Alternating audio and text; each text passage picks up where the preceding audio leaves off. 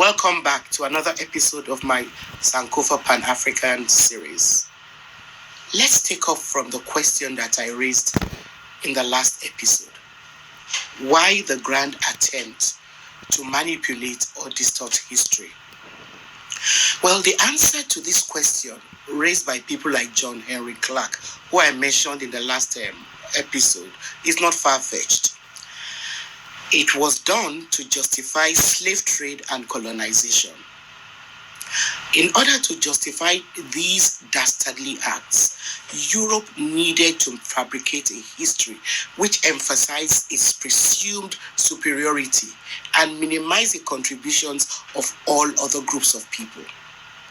The easiest way to justify slavery and colonization was through the fabrication of a history that glorified the role of the white race as the only race which had the ability to civilize the world.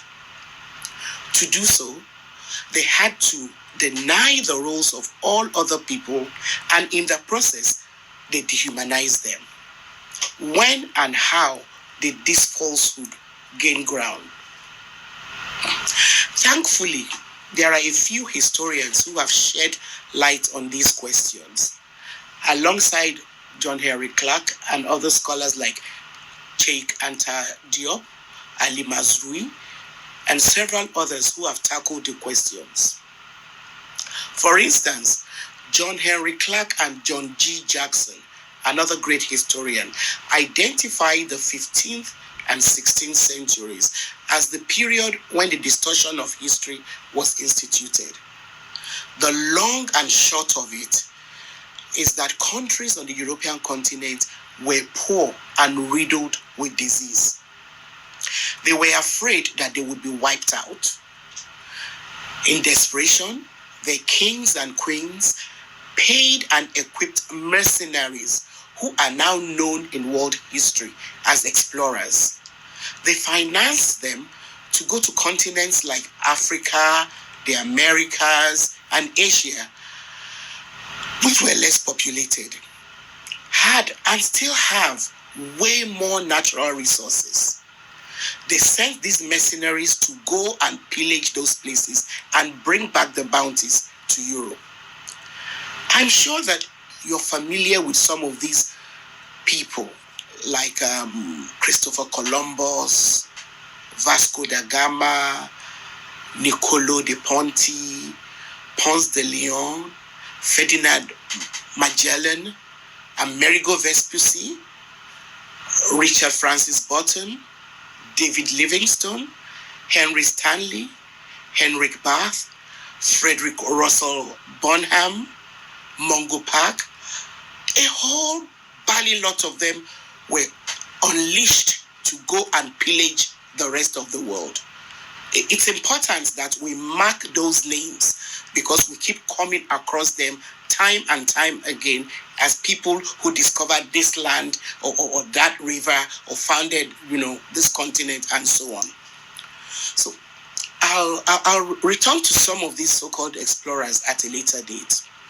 Now, these were the people who helped lay the foundation for Europe to colonize the world. One irony of this era in European history should strike us today because it is being played out before our very eyes.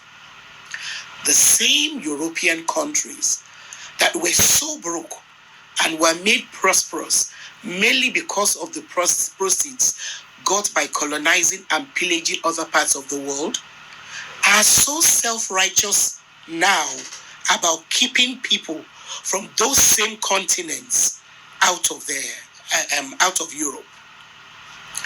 Anyway, back to the 15th and 16th century. It was the same period when Europe needed to extend itself to Asia and Africa that the claim about racial supremacy became institutionalized. These views about the superiority of the white race were reinforced by people like George William Frederick Hegel, one of the most celebrated Eurocentric philosophers, who described Africans as people who are underdeveloped, and devoid of morality, religions, and political constitution.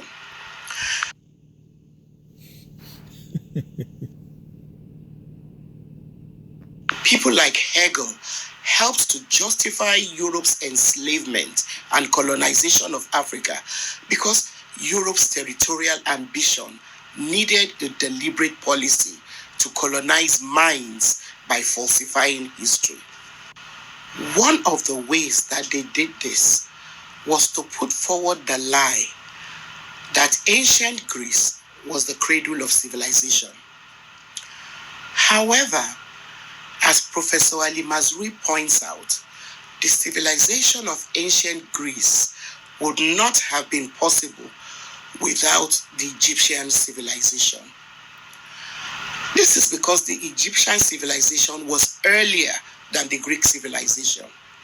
Rather, Greece borrowed heavily from the Egyptian civilization.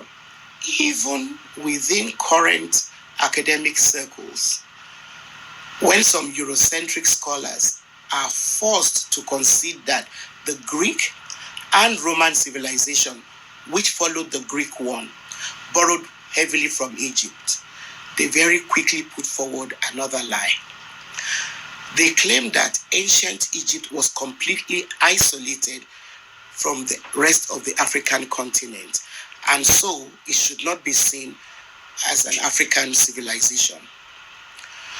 Some even go so far as to try to claim that Egypt is an extension of the European continent. On the other hand, it is more historically accurate to trace the contributions of Black Africans to ancient Egypt than to link Europe's claim to the Greek or Roman civilizations. They challenge claims by Eurocentric historians who project the idea of Europe as the forerunner of world civilizations. Palmer and Colton prove that even the very word Europe did not exist during the Greek civilization, and it was hardly used by the Romans. As a matter of fact, the Romans considered all other Europeans as barbarians. Now, in addition to twisting history, some Europeans over time have also continued to present their culture as if it is superior to other cultures. It is one of the methods used to dominate, colonize, and dehumanize people. If we look closely at history, there are many examples of how this works. Like I said earlier, the Romans conquered most of their neighbors and used a system of cultural negation to keep them down. The Roman Empire pushed forward the idea that they were superior to pretty much all the nations that we now recognize as part of Europe. It is therefore not surprising that when these other countries that emerged to now form the European continent and were then forced, by the calamities that I mentioned earlier on, to find ways of surviving and enriching themselves because they lacked natural resources and all of that. They also used the system of cultural domination which the Roman Empire had used against them. The British, French, Dutch, Portuguese, Spaniards, all of them used variants of the same system of oppression and domination.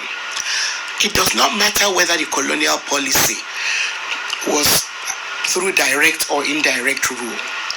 The intention was always the same. The aim